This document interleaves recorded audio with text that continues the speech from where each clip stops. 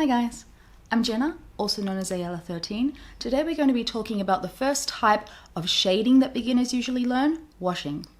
Now, unlike highlighting where you put a lighter colour onto the raised parts of the miniature, washing involves putting a darker colour into the recesses. So you're going to need to start with a lighter base coat to begin with. Here I have a Dust Mage from Super Dungeon Explore, which has a variety of textures such as cloth. Washing results in a smoother look than dry brushing, so it is suitable for cloth and other smooth surfaces.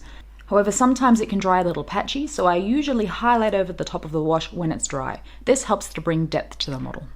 There are several types of washes you can use. Let's start with the pre-made one. Games Workshop washes aren't as good as their original recipe, I think. I've had a lot of trouble with them going white if they get into contact with any water. They also dry very shiny and sometimes patchy. The patchiness can be fixed with highlights. The shininess can be fixed with a matte spray afterwards, but the white streaks that you can get, there isn't really a good way to fix them. So I would recommend, if you're going to use Games Workshop washes, do not let any water near their product. Shake the pot and then paint straight from the pot onto the model. If you really want to dilute them, Games Workshop sells a medium you can use instead. Slather it all over the model. Don't be stingy, but don't let large amounts of it start pooling. You can use your brush like a wick if you overdo it, and just draw up the excess paint. Let it dry before you start painting adjacent sections unless you want your colours to mix. Washing over a metallic paint will kill the shine a little bit, but metals are less shiny in shadows anyway, so that's nothing to worry about. You may notice a little colour bleed where one section meets another.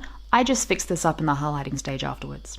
Do not confuse Games Workshop washes with their older inks. The inks needed to be thinned with water, otherwise they would be too dark and shiny. These aren't available anymore, which is a pity because they were great for making fresh blood. There are plenty of other inks on the market, so experiment with your favourite brand. This is green ink from P3. And you can see that it's dried a little bit darker than the Games Workshop wash. It's also got a little bit of colour bleed over these sections, but I'll fix them up with a highlight. You can also make your own washes. Choose your colour and then use fresh water to dilute the paint until it is transparent. I prefer P3 paints for this because I find Games Workshop dry pigments can leave chalky rings.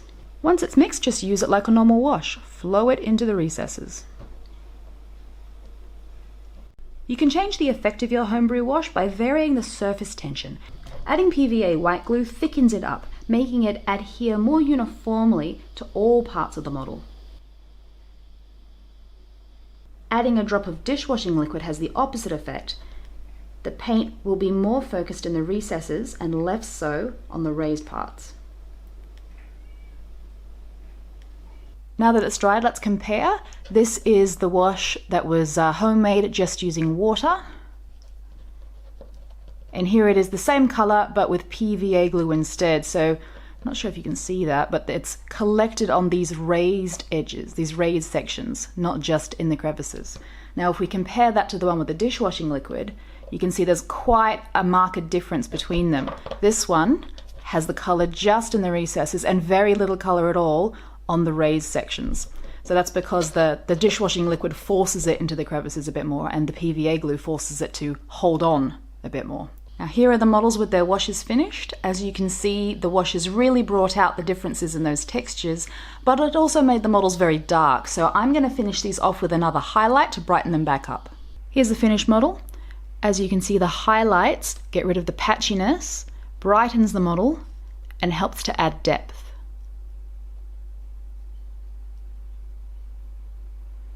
Well, that's it for the washing tutorial. I hope you enjoyed. Likes, shares, and comments are appreciated. See you next time.